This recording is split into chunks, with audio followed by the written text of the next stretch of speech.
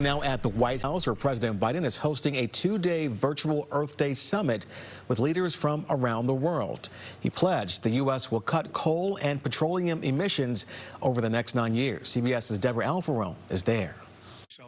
40 world leaders showed up on screen as President Biden set out to prove the U.S. is back in the climate fight. The United States sets out on the road to cut greenhouse gases in half by the end of this decade.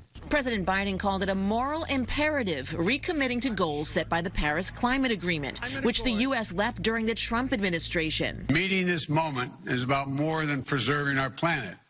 It's also about providing a better future for all of us. The White House says this can happen in part by eliminating all carbon emissions from the country's generation of electricity by 2035 and by cutting energy costs with new investments in energy-efficient upgrades to buildings. President Biden will need Congress to pass his $2 trillion infrastructure plan in order to launch some of these changes, and right now it has no Republican lawmaker support.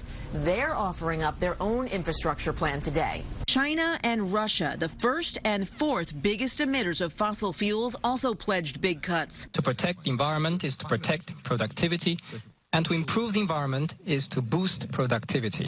The European Union announced its goal to cut emissions by 55%, and Japan upped its greenhouse gas cutting goal from 26 to 46%, all by 2030. Debra Alfarone, CBS News, the White House. President Biden also announced the U.S. will double its annual climate financing to developing countries.